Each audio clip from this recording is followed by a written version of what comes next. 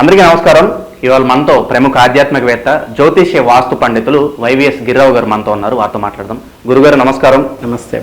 గురుగారు, అసలు ఏ దేవుని భక్తులు మాంసాహారం తినాలి, ఏ దేవుని భక్తులు తినకూడదు? అలాగే కొంతమంది శనివారం అని, సోమవారం అని, గురువారం అని వాళ్ళు మాంసాహారం తినరు, ఉపవాసం ఉంటారు.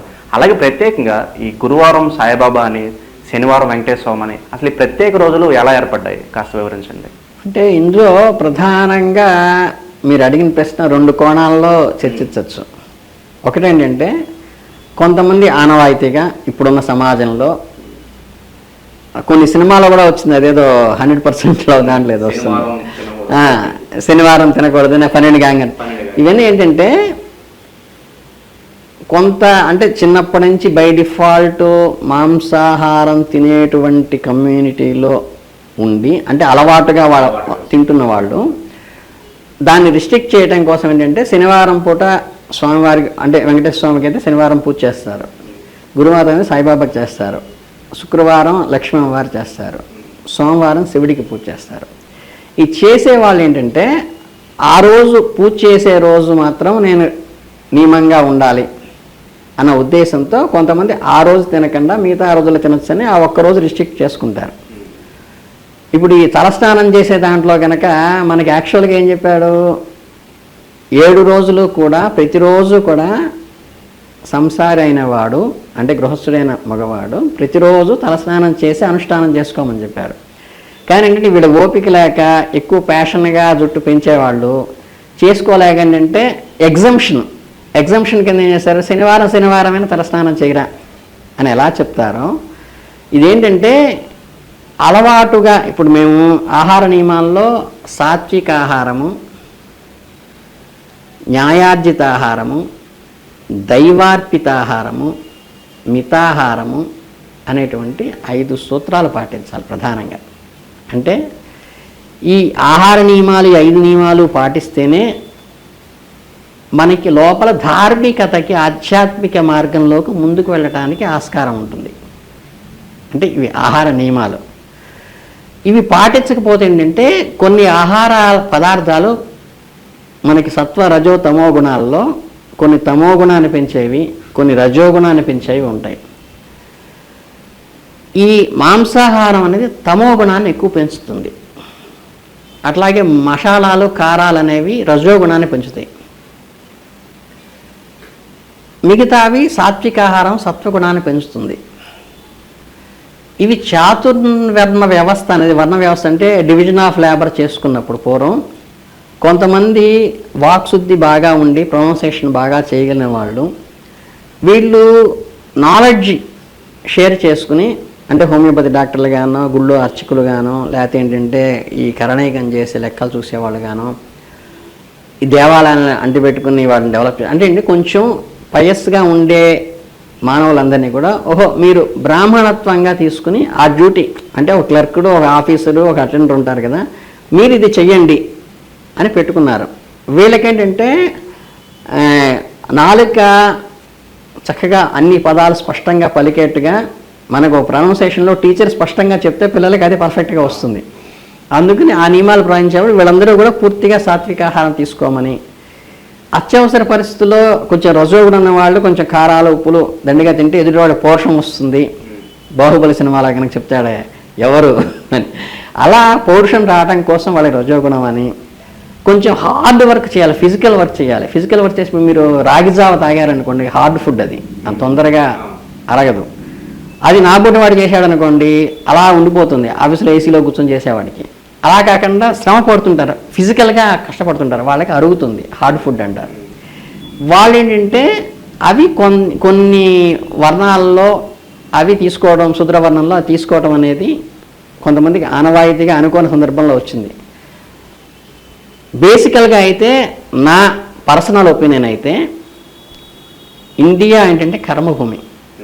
మన ఏదైతే ఉందో భారత్ అనేది, భారత కర్మభూమి కాబట్టి ఇక్కడ అందరూ కూడా సాత్వికాహారము, మితాహారము, న్యాయార్జితాహారం, దైవార్జితం చేసుకోవాలి. ఎందుకంటే ఎన్నో జన్మలు రకరకాల జీవరాశులు పుట్టిన తర్వాత మనిషి జన్మ చాలా ఉత్తమమని ఎలా చెప్తారో, ఇన్ మై ఒపీనియన్ అన్ని దేశాల్లో పుట్టి చివరికి వాడు మెచ్యూరిటీగా ఆధ్యాత్మికంగా ఎదిగే యోగం వాడికి ఉన్నప్పుడు మాత్రమే మన భారతఖండం మీద అడుగు పెట్టడము, భరతఖండంలో నివసించాలనుకోవటము, భరతఖండంలో పుట్టడం అనేది జరుగుతుంది. సో వీళ్ళు ఆధ్యాత్మిక పురోభివృద్ధి కోసం పుట్టిన వాళ్ళు భరతఖండంలో ఉన్నారు. అలాగే కొన్ని దేశాలు అంటే ఎడారి దేశాలు ఉన్నాయనుకోండి, ఎడారిలో అక్కడ మొక్కలు పెరగకపోవటం వల్ల తప్పనిసరిగా ఆహారం అవసరం కాబట్టి అక్కడ ఉన్నటువంటి జీవరాశుల్ని స్వీకరించడం అనేది అక్కడ అలవాటైంది. అది ఆ మతం యొక్క ఇది కాదు, అక్కడ భౌగోళికమైన నీడ్ అది.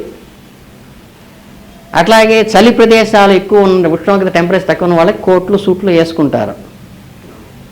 ఆ సూటు మనం తీసుకొచ్చి ఇండియాలో వేడిగా ఉన్న ప్రాంతంలో వేసుకునేది ఫ్యాషన్ అనుకుంటే, వీటికి ఏసీ లేకపోతే చెమటలు పట్టేస్తాయి, 5 నిమిషాలు సూట్ వేసుకుని మళ్ళీ ఫ్యాన్ దగ్గర కూర్చొని మళ్ళీ వేసుకోవాలి, లేకపోతే కంప్లీట్ సెంట్రలైజ్ చేసి ఉండాలి. అని ఏంటంటే నీ వాతావరణానికి, నీ భౌగోళిక పరిస్థితులకి తగ్గ ఆహారం. ఇంకోటి ఏంటంటే మాకు జువాలజీలో కార్నివోరస్ అని, ఆమ్నివోరస్ అని, శాకాహారాలని, మాంసాహారాన్ని రెండూ తీసుకునేటువంటి జీవులని ఉంటాయి. వీటికి ఎప్పుడైతే శాకాహారం తీసుకోవటాక ఉండేటువంటి జీర్ణనాళం ఏంటంటే చాలా లెంగ్తీగా ఉంటుంది. అంటే మనకి చిన్న ప్రేగులు కానీ పెద్ద ప్రేగులు కానీ ఇవన్నీ ఏంటంటే చాలా మెలికలు బట్టి చాలా లెంగ్తీగా ఉంటుంది. అందులో ఇప్పుడు మనకి ఏజీ హాస్పిటల్ ఉంది ఇక్కడ గచ్చిబౌలిలో, గ్యాస్ట్రోంటాలజీ. వాళ్ళు ఏదైనా అబ్సెషన్ వచ్చినప్పుడు చక్కగా 2 అడుగులు కూడా కట్ చేసేసి జాయింట్ చేసేస్తుంటారు పేగుని సింపుల్గా. అంటే అంత లెంగ్త్ పోయినా కానీ అది కవర్ అయ్యేటువంటి అట్లా అపెండిసైటిస్ అని ఆపరేషన్ చేస్తుంటారు. పూర్వం ఏంటంటే కందమూలాలు తింటేనే అరగటం కోసం ప్రత్యేకంగా ఒకటి ఉంటుంది బొట్టనవేల సైజులో. అవి ఇప్పుడు మనం అసలు మనకి గోంగూర ఇవన్నీ తీసుకోవడానికే, బచ్చల కూర ఇవన్నీ తీసుకోవడానికి ఇష్టపడకుండా అన్ని మోడరేట్ క్యారెట్లు బీట్రూట్లు కావాలి తప్పితే మనకి ఆకుకూరలు తినే సాంప్రదాయం కూడా తగ్గింది. ఆకుకూరలు రాయించుకోవడం కోసం అది పెట్టారు. అవి నిదానంగా అవి తగ్గిపోయినాయి. ఇవి ఈ ఎవల్యూషన్లో వచ్చిన జువాలజీ ప్రకారం వచ్చింది. అందుకని ఏంటంటే మనందరికీ కూడా జీర్ణాశయం అనేది భగవంతుడు సృష్టిలో మనకి శాకాహారం కోసం మాత్రమే మలసబడినటువంటి జీర్ణ ఆశయం. కనుకంటే మనందరూ కూడా శాకాహారమే తీసుకోవాలి. ధార్మిక జీవితం గడుపుతాం అనుకునే ప్రతివాడు కూడా,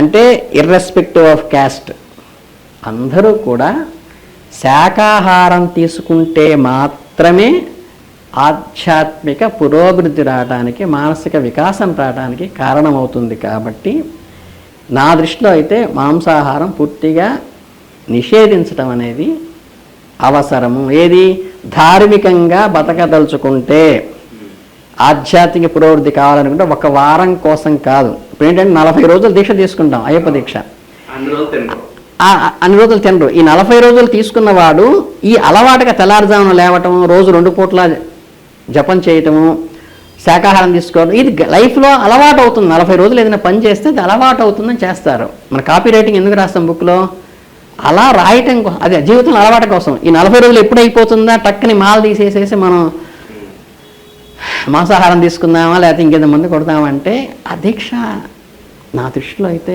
ఇట్ ఈస్ నాట్ వ్యాలిడ్. టెంపరీగా చేసినట్టు మాత్రమే. అంటే మనకి అలవాటు, శరీరానికి అలవాటు చేయడం కోసం తీసుకున్నది. కనుక ఏంటంటే ఫస్ట్ ఏం చేయాలి, న్యాయార్జితం. అది ఎప్పుడు కూడా శరీరంలోకి వెళ్ళే ఏ పదార్థమైనా సరే న్యాయంగా ఆర్జించినది మాత్రమే శరీరంలోకి వెళ్ళాలి.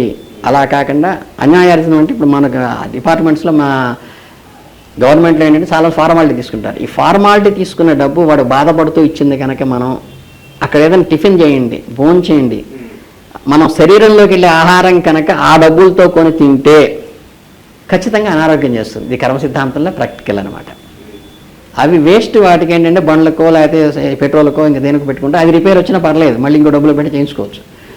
కనుకంటే శరీరంలోకి వెళ్ళేది న్యాయార్జితమై ఉండాలి, సాత్విక ఆహారం ఉండాలి, పూర్తి వెజిటేరియన్ ఉండాలి, అందులో మసాలాలు అవి లేనటువంటి సాత్విక ఆహారమే తీసుకోవాలి. అది కూడా మితాహారం, అంటే మనకి 4 భాగాలు చేసుకుంటే కడుపుని దాంట్లో పావు భాగం గాలికి వదిలేయాలి, పావు భాగం నీళ్ళకి వదిలేయాలి, హాఫ్ మాత్రమే తీసుకోవాలంటే బాసు పెట్టలేసి కింద కూర్చుని భోజనానికి కూర్చుంటే లేచేటప్పుడు కూడా చంగని, కూర్చోటప్పుడు అంతే చంగని కూర్చున్నాడో లేచేటప్పుడు చంగని లేవగలిగితే అది మితాహారం అంటారు.